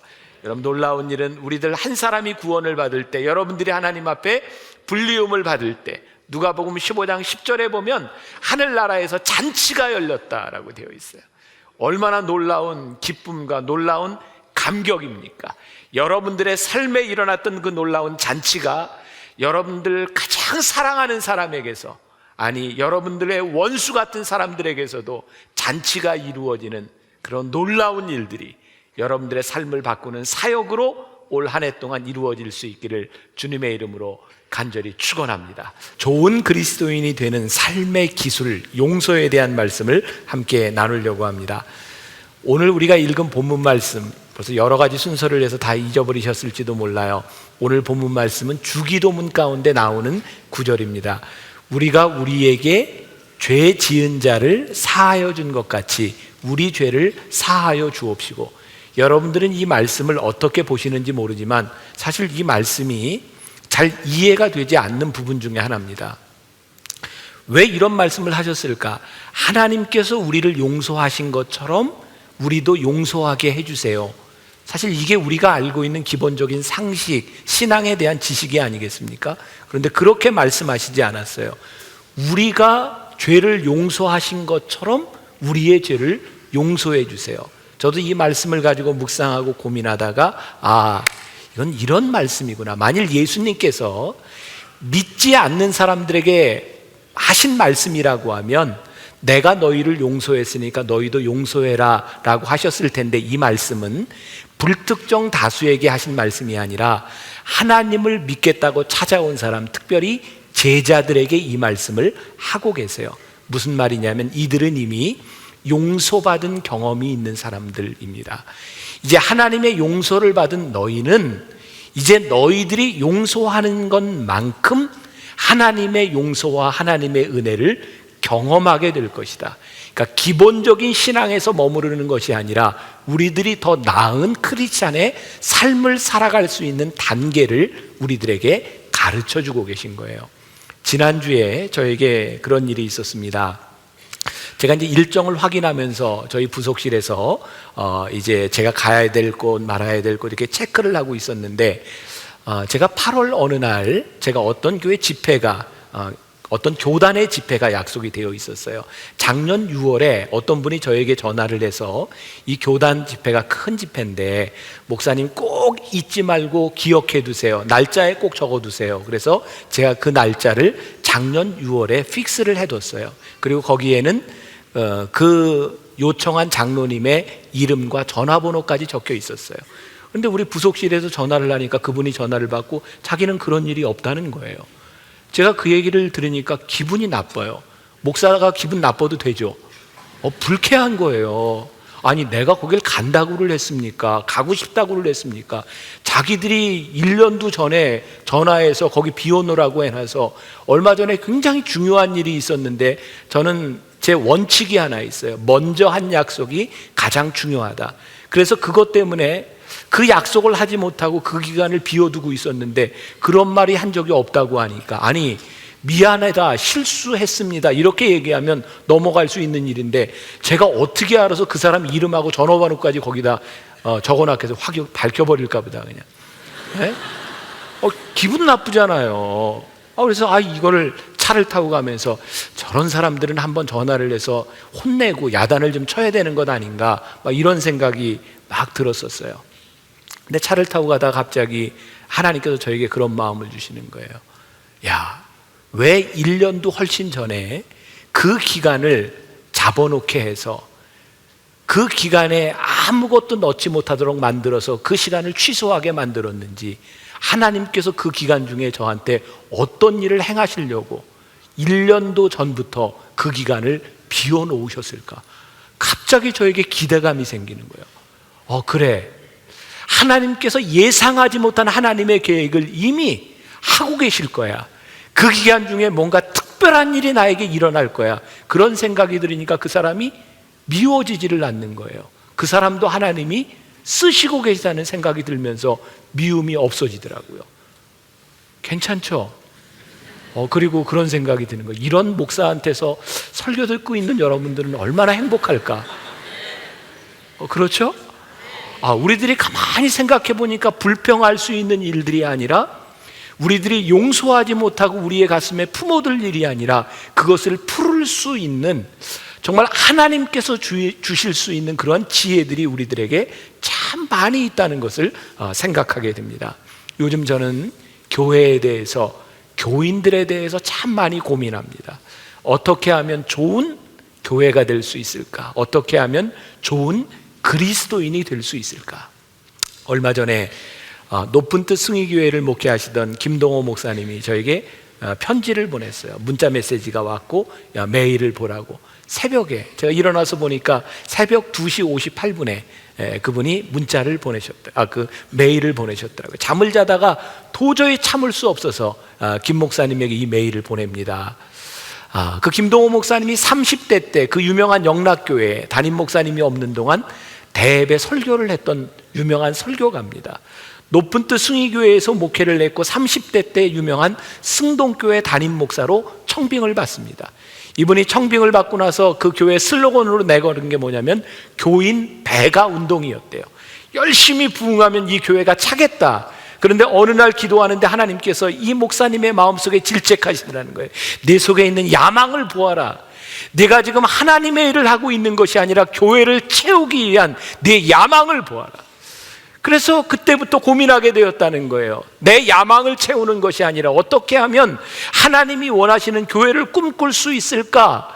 그런 고민을 하면서 살아가던 중에 저에게 편지를 보내게 되었는데 거기에 그런 글이 있었어요. 김 목사님, 우리 함께 한국은행 같은 교회를 한번 만들어 봅시다.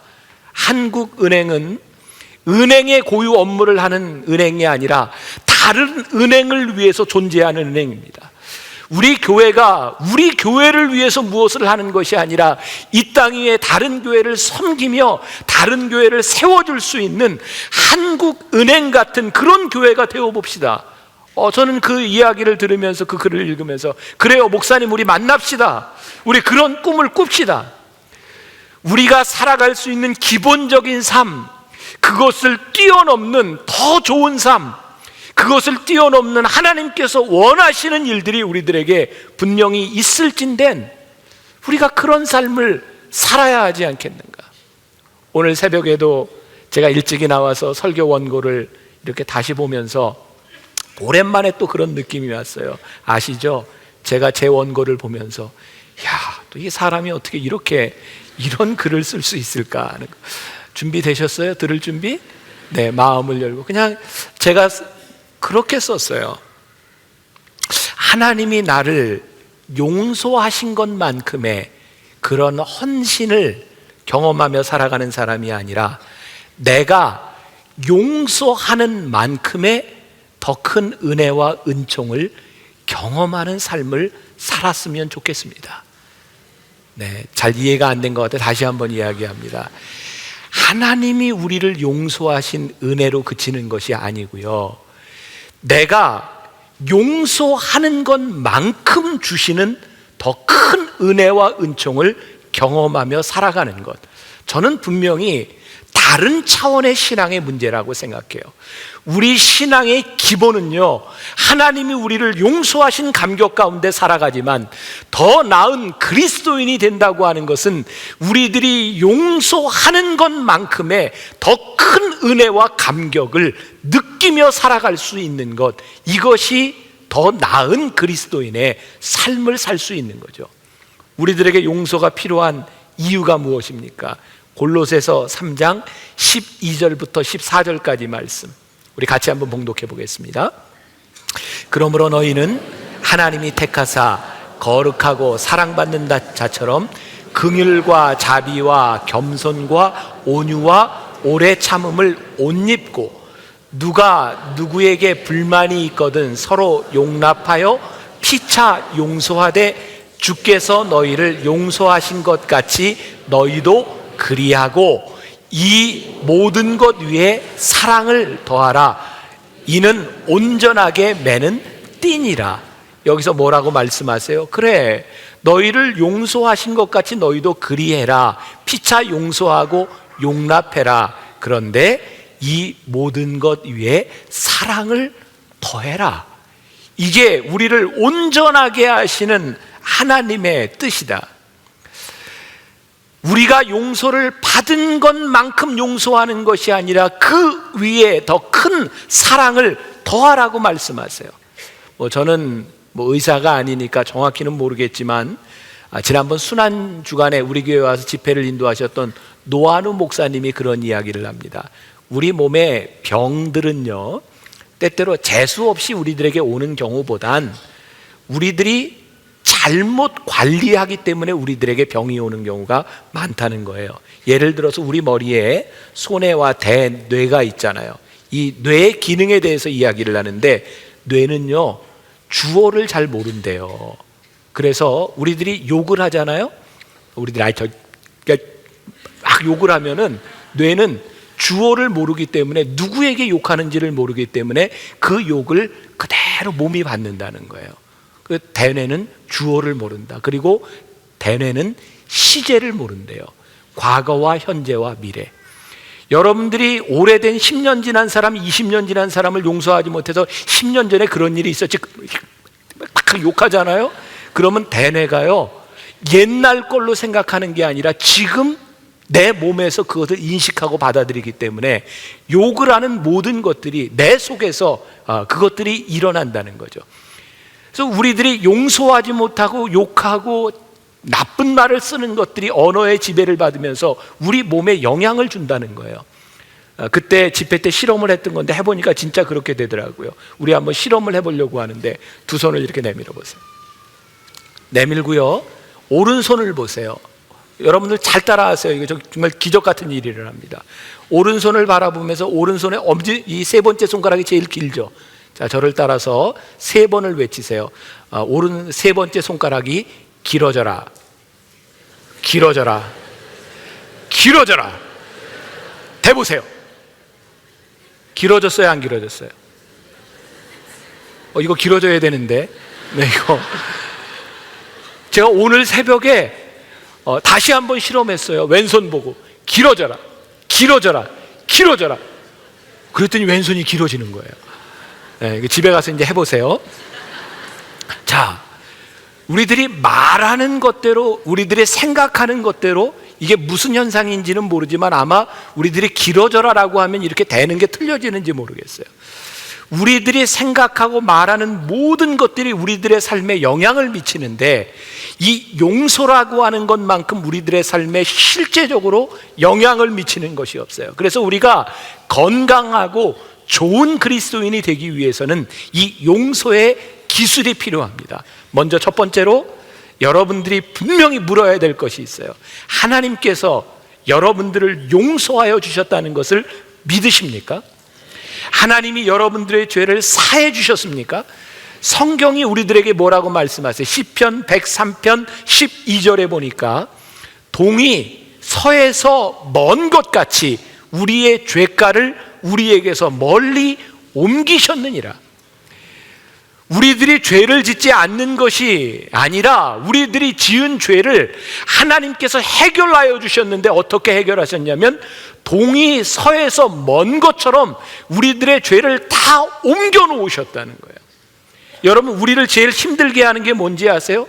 우리가 하나님을 믿으며 하나님이 우리를 용서하셨다고 말씀하셨는데 우리들 가운데 있는 이 죄의 세력들이 우리들 가운데 떠나지 않는 거예요. 말틴 루터가 종교개혁을 할 때 그가 많은 어려움을 당하고 있을 때 그를 힘들게 했던 것은 사람들이 아니었답니다. 어느 날 힘든 가운데 탈진하고 누워있을 때 사단이 나타나더니 그에게 환상을 보여주는데 두루마기를 쫙 펼치면서 이 끝부터 저 끝까지 새까맣게 적어놓은 그 글씨를 바라보며 이게 너의 죄라고 이야기를 했답니다. 그때 말틴 루터가 이렇게 죄를 지은 내가 어떻게 이 종교개혁을 할 수 있으며 어떻게 하나님의 일에 쓰임받을 수 있을까 낙심하고 있을 때 그의 머릿속에 떠오른 말씀이 있었답니다. 요한일서 1장 9절의 말씀이에요. 같이 볼까요? 만일 우리가 우리 죄를 자백하면 그는 미쁘시고 의로우사 우리 죄를 사하시며 우리를 모든 불의에서 깨끗하게 하실 것이요.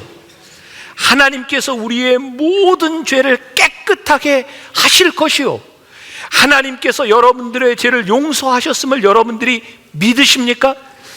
우리의 죄를 하나님이 용서하셨다면 그 용서를 받은 그 모습들이 우리들에게서 드러나야 하지 않겠습니까? 저에게 있어서도 동일한 일들을 많이 경험합니다. 때때로 제 속에 어렸을 때 지었던 죄, 아니 교인들에게 이야기할 수 없는 일들, 부끄러운 일들, 그런 일들이 생각날 때 얼굴이 화끈거려요. 그때 저는 동일하게 기도합니다. 하나님, 기억도 하지 아니하신다고 하셨죠. 지금 저를 쓰시는 것은 그 모습이 아니라 새롭게 된 저를 하나님이 쓰시고 계신 것이죠. 저도 때때로 하나님 앞에 저를 용서하여 주신 그 확신에 대하여 제가 기도할 때가 많이 있습니다. 우리 영적인 상태가 우리 육신의 상태와 아주 직접적인 관계가 있다고 하는 것을 여러분들 아십니까? 여러분들 보세요. 우리가 누군가 이야기를 하는데 어떤 사람에 대해서 막 욕을 합니다.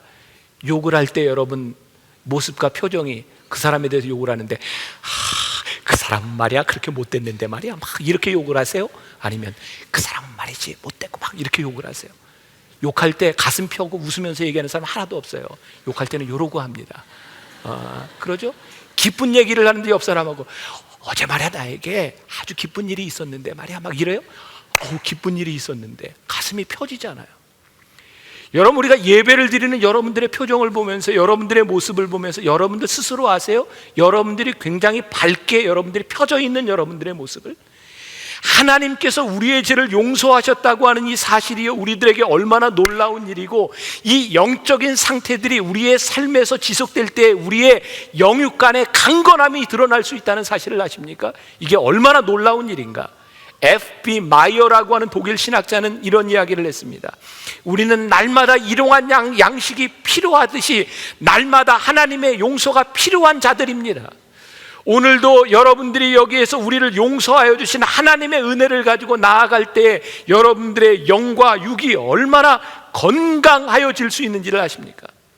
하나님은 모든 사람들이 죄인이라고 말씀하셨습니다. 그러나 그 모든 사람이 죄인이라는 말씀은 모든 인간들이 버림받아야 될 절망적인 존재라고 하는 것을 의미하지 않습니다. 우리들이 죄인이지만 하나님께서 우리의 죄를 용서하셨다고 하는 것, 그것 때문에 우리들이 남들이 받을 수 없는 큰 사랑을 받았다고 하는 그 사랑이 우리 안에 존재한다고 하는 것을 선포하는 것을 의미합니다. 오늘 여러분들이 이 예배당을 나갈 때 여러분들을 용서하신 하나님의 은혜, 그 감격을 가지고 활짝 편 가슴과 활짝 펴진 얼굴을 가지고 이 예배당을 나갈 수 있기를 주님의 이름으로 간절히 축원합니다. 하나님께서 우리를 용서하셨다는 것뿐만 아니라 두 번째, 우리가 다른 사람을 용서했는가, 이것이 우리의 인생을 뒤바꿔 놓을 수 있습니다. 오늘 제가 원고로 준비를 해왔는데 원고보다 지난번 순환주간에 이 용서에 대한 그런 말씀을 전한 그 노한우 목사님의 말씀이 너무 좋았어요. 잠깐 편집을 했는데 제가 이야기하는 것보다 직접 듣는 게 더 좋을 것 같아요. 잠깐 보겠습니다. 저희들이 이제 군대 있을 때 제 고참이 데리고 교회 가가지고 예배 드리면 자기는 나가서 예배 안 드려요. 선술집에 가서 막걸리 마시더라고요. 그래서 제가 이제 그랬죠. 최상민 장로님 아들이 술 먹어도 되겠냐고. 술을 안 먹었으면 좋겠다 그랬더니 뭐 간이 배밖에 나왔니 뭐 욕을 막 하는 거예요. 제가 군대를 24살에 갔는데 그분은 21살밖에 안 됐는데 군대야 뭐 짬밥이지 뭐 나이가 무슨 필요 있겠어요. 그래가지고 제가 이제 잘못해가지고 제가 또 우리 선임 근무에 우리 동기 9명이 딱 써가지고 깍지 끼고 있다가 힘들어가지고 뚝 떨어지는데 밑에서 이게 워커팔로 가슴을 쳤는데 여기에 터져버린 거예요. 그때부터 제가 이제 고난의 6개월의 이제 아픔과 고통의 시간이 가는 거죠. 저는 이제 반식물인간으로 분리돼 가지고 먹여줘야만 됐고 대소변을 가려줘야만 되는 몸으로 이제 된 거죠. 얼마나 많이 울었는지 몰라요. 하나님이 얼마나 원망했는지 몰라요. 내가 왜 이런 어려움을 당해야 되는지. 하나님 정말 이럴 수가 있냐고 많이 항의도 했고 그래요. 근데 저를 주치했던 분이 뭐냐면 장로교회의 안수 집사님이셨어요. 늘 오셔서 기도하시고 진료하고 기도하고 진료하시는데 어느 날 우리 주치가 하는 말이 뭐냐면 네가 믿는 하나님, 내가 믿는 하나님이 똑같은데 이제는 의술로는 떠났으니까 하나님께 기도하자. 사실 기도 훈련이 잘 돼 있는 사람들은 그렇게 기도했을 것 같아요. 근데 내가 그때 영적 수준은 뭐였냐면 어떻게 의사가 고쳐줄 생각 안 하고 기도하자 그러냐고. 기도해가지고 낫겠냐고. 그때 하는 말이 뭐냐면 야 인마 그러면 또 어떻게 해? 그 방법밖에 없잖아. 그러면서 가는 거예요. 내가 속으로 어디다 대고 욕을 해? 이런 생각밖에 안 나는 거예요, 여러분들. 네. 그때 제가 김인정 목사님이라고 하는 우리 때 청년 때 담임 목사님이 계셨는데 저를 면회 와가지고 면회가 안 되니까 철종을 붙잡고 기도하는데 얼마나 목소리가 큰지 세상에 중환자가식이 들려. 죄야 노아노를 살려주세요 하면서 기도하는데 난 지금도 그 음성이요 내 마음에서 사라지질 않아요. 병원에 김옥지 전사님이라고 하는 할머니 전사님이 있었어요. 출퇴근하시는 전사님이 계셨는데 지나가면서 이러는 거예요. 제가 1등병 때 병원에 가는데 상병을 달았어요. 오래 있다 보니까 혹시 노상병 하나님 앞에 서원한 거 있나? 그래 서원이 뭔데요? 그랬더니 목사 되겠다고 약속한 거 없나? 그래서 그런 거 없어요. 그런데 내가 기도하는데 자꾸 그런 마음이 드는데 한번 좀 생각해봐라. 없어요. 생각해보고 또 없어요. 그래? 그럼 알았어. 같이 기도하자. 그러고 나서 이제 밤중에 혼자 이렇게 기도를 좀 해야 되겠다라고 눈을 감고 감는 순간에 얼핏 지나가는 게 뭐냐면 내 중학교 1학년 겨울방학 때 목사님 불쌍해서 손들어 준 게 기억이 나더라고 그게. 그래서 그 다음날 전사님 왔길래 하나 생각나는 게 있긴 있더라고. 이래서 간증을 했더니 전사님 막 웃으면서 그것도 소원이라네. 그러면 살려주면 하나님 앞에서 목사가 되겠니? 이 살려주면 목사 할아버지 되지. 그때 뭐 목사가 어딨어? 그때 무슨 기질이 있고 무슨 게 있어 그냥. 그래서 살려만 주면 목사 되지요. 그랬더니 하는 말이 뭐냐면 서원 기도는 헌금이 들어가야 된다네. 나 그때 처음 알았어요 그때. 그래서 제 그때 상병 월급이 2,100원이었는데 2,100원에다가 900원 더 얹어가지고 3,000원 넣어가지고 서원 기도를 한 거예요. 하나님 나 살려주면 내가 진짜 목사가 되겠다고. 하나님께 기도하고 3일째 새벽에 하나님이 저에게 뭐냐면 믿음을 주는데 그렇게 그러니까 그때까지 피골이 상접했던 제가 허리가 꺾이면서 일어나게 된 거예요. 그때 얼마나 박수를 치면서 같이 울었는지 몰라. 그때부터 재활 훈련을 하기 시작하는 거예요. 제가 이제 어떤 마음이 생기냐면 빨리 자대로 돌아가고 싶은 거예요. 이유는 뭐냐면 저를 때렸던 그 최상병을 너무 보고 싶은 거예요. 사실 저는요 제가 꿈속에서 그 사람을 죽일 수 있는 방법은 다 죽여봤어요. 총으로 쏴보고 칼로 찔러보기도 하고 목을 톱으로 켜보기까지 했어요 내가. 그런데 그렇게 원망하고 그렇게 자연 채씨만 들어도 자라간 몸살이 쳐질 정도로 그렇게 거기에 반응이 일어났는데 제가 입안이 되어가지고 제 아발에 내가 저거 없애버려야지 아버지 장모님이 될 것 같다 이런 생각이 들고 별 생각 다 들더라고. 그런데 이게 끝나고 나니까 너무 보고 싶은 거야. 그분이 아니었으면 내가 하나님을 만났을까? 그분이 있었으니 내가 하나님 만났잖아요. 그래가지고 퇴원 명령 해달라니까 의가사 제대에 서류를 제출하고 날짜를 명령을 기다리고 있겠더라고요. 저를 제대시키려고. 그래서 제가 병원 원장 이렇게 면담을 신청했어요. 그래서 제가 이 간증을 했어요. 퇴원해야 될 이유를 분명히 얘기를 하는 거예요. 그 원장님이 난 장로님인지도 몰랐어요. 그냥 원장이니까 짝대기 3개와 무궁화 3개가 앉아서 얘기하는 거예요. 이런 일이 있어서 내가 가서 고맙다고 인사해야 되겠다. 그랬더니 이분이 우시더라고요. 아니 난 장로님인지 몰랐어요. 그냥 이게 대령이신데 원장님이 우시더라. 그래서 왜 우시냐 그랬더니 네 얘기를 듣다 보니까 내가 회개가 된다. 그래 우시는 거야. 그러면서 참 너 고맙다. 내가 너 때문에 내가 정말 하나님의 영적인 세계를 내가 깨달은 것 같아. 너무 고맙다. 그러면서 퇴원 명령을 내려주는 거예요. 그래서 제가 따올백을 메고 갈 때는 침대 칸을 타고 갔지만 걸어 나오게 된 거잖아요. 근데 그분이 하는 말이 장로님이 하는 말이 뭐냐면 이래요. 공로패 하나 대해드려라. 그러더라고. 농담인 줄 알았어요. 그래서 오다 보니까는 이제 공로패를 하나 해가지고 와야 되겠다 싶어서 여주 체육사에 들려가지고 4,000원을 주고 패를 만들었어요. 감사패. 병장 귀하는 노안을 때려 병원에 입원시킨 후 기도하다가 하나님 만난 공이 있어 이 패 새겨드립니다. 해서 패를 하나 만들었어요. 나는 순진하죠. 장로님 시킨 대로 했으니까. 그래서 이제 100일 보충대를 통해서 들어가는데 이미 저는 죽었다라고 소문이 있더라고요. 근데 가니까는 우리 그 고참은 내가 죽었다는 소리를 듣고 얼마나 회개하고 그러는지 가니까 성자가 돼 있더라고. 성자가.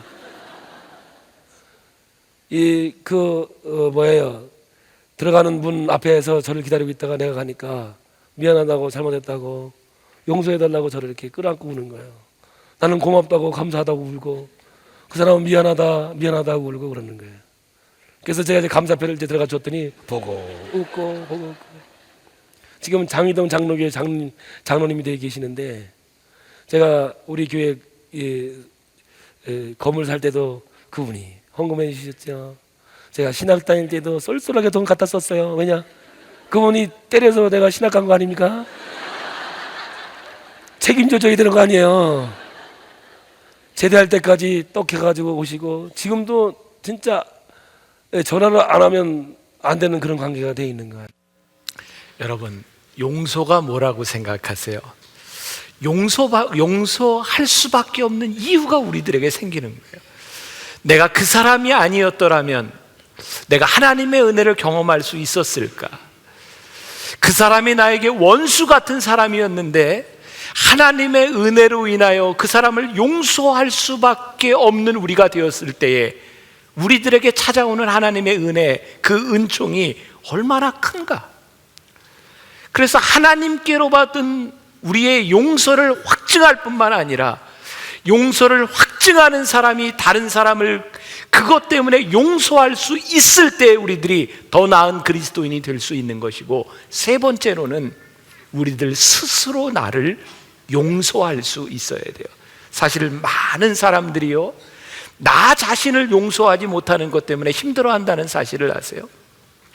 제가 말씀을 준비하면서 읽었던 책 지혜력이라고 하는 김승동 목사님이 쓴 책인데 거기에 용서를 이야기하면서 이런 말을 하더라고요. 용서는 자기 자신에게 선물할 수 있는 가장 큰 축복입니다.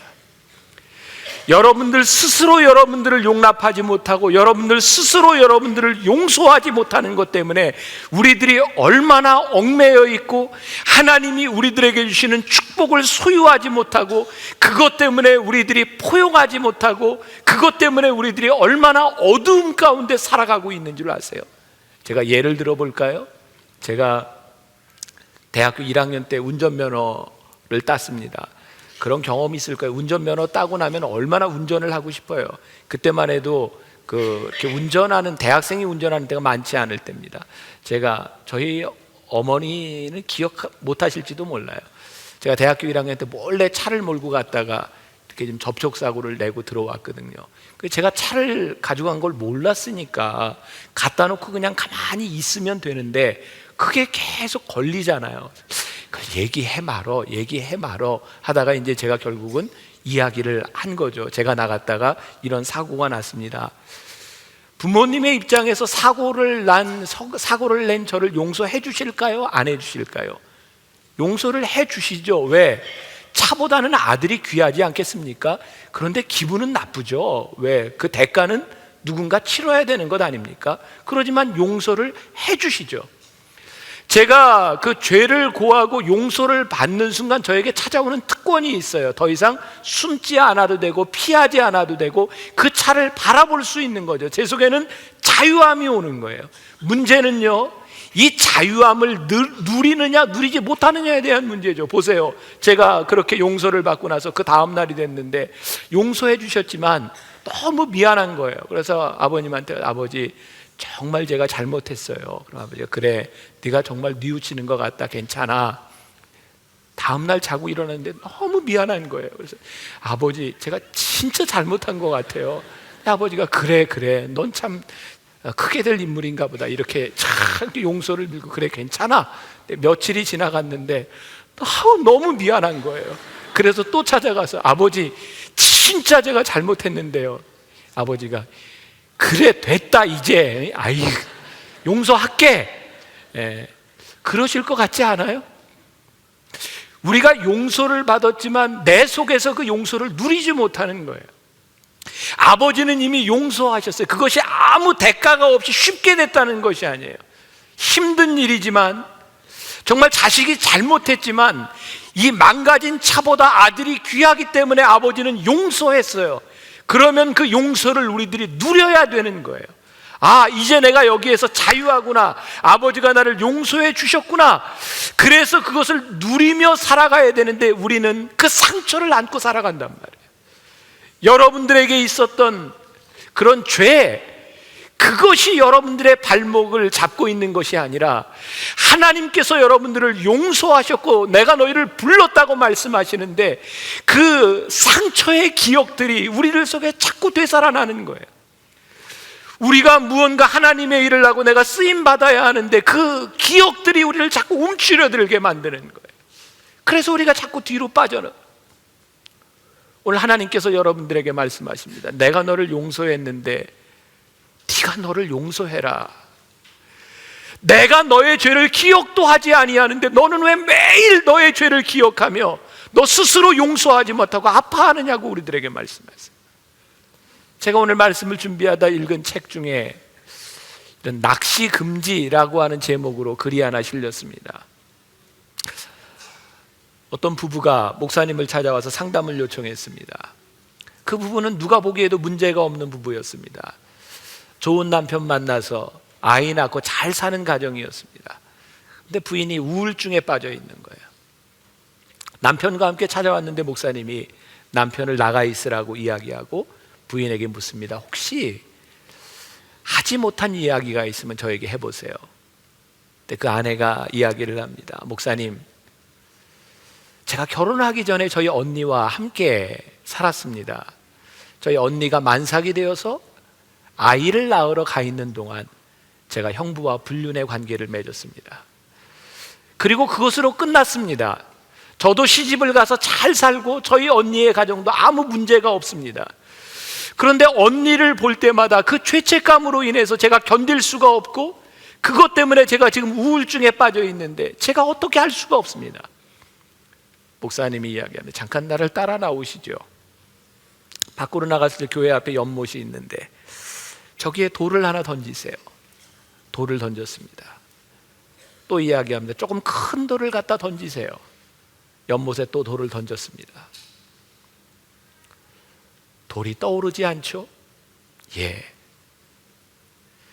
하나님께서 우리의 죄를 용서하셨을 땐 우리의 큰 죄와 작은 죄를 구분하지 않습니다. 하나님께서 우리의 죄를 용서하셨을 때 그 죄를 던져버리면 그 죄는 절대로 떠오르지 않습니다. 그런데 사단은 자꾸 그 죄를 떠오르게 합니다. 여러분들이 지은 죄가 가볍다거나 여러분들의 지은 죄가 문제가 없다, 그것을 이야기하는 것이 아닙니다. 여러분들이 어떤 죄를 지었든 아무리 무서운 죄를 지었어도 하나님 앞에 여러분들의 죄를 고하고 하나님이 여러분들을 용서하셨을 때 하나님은 그 죄를 더 이상 기억하지 않기를 원하신다는 말씀이에요. 우리들에게 말씀하십니다. 내가 너의 죄를 용서했으니 다시는 너의 죄를 기억하지 말아라. 그 죄를 떠올리지 말아라. 그것 때문에 너의 인생의 발목을 잡지 않도록 내가 잊기로 했으니 내가 기억도 하지 않으리니 너도 너의 죄를 기억하지 말아라. 요한복음 21장에 예수님께서 부활하신 후에 제자들에게 나타나셨습니다. 제자들은 예수님을 다 버리고 고기를 잡는 어부로 옛 생활로 돌아가 있었습니다. 예수님께서 제자들에게 너희들이 나를 배신했지? 너희들이 나를 배신하고 떠나갔는데 앞으로 너희들이 나를 위해서 뭐 할 수 있어? 뭘 헌신할 거야? 죄책감으로 인해서 너희들이 무엇을 할 수 있느냐고 제자들에게 묻지 않으셨습니다. 예수님이 제자들을 향해, 베드로를 향해 물으셨습니다. 내가 나를 사랑하니? 내가 나를 사랑하니? 내가 나를 사랑하니? 예수님은 우리들의 삶이 죄책감으로 인해서 무언가 보상하고 우리들이 지은 죄 때문에 내가 이렇게 고난, 고행, 힘들어야 되고 그것이 우리의 신앙이라고 말씀하시지 않습니다. 예수님은 우리의 과거를 잊어버리셨다고 말씀하세요. 그리고 우리들에게 하시는 말씀이 네가 나 사랑하니? 우리들의 죄책감이 아니라 하나님을 사랑하는 그 마음을 가지고 우리들이 어떻게 살아갈 거냐고 우리들에게 묻고 계세요. 사랑하는 여러분, 하나님께서 여러분들의 죄를 사하여 주셨음을 여러분들이 믿으십니까? 그 그 믿음으로 인하여, 그 감격으로 인하여 나도 누군가를 용서하지 않으면 안 되는 사람이라고 하는 것을, 그 은혜를 나누어야 한다는 것을 여러분들이 믿으십니까?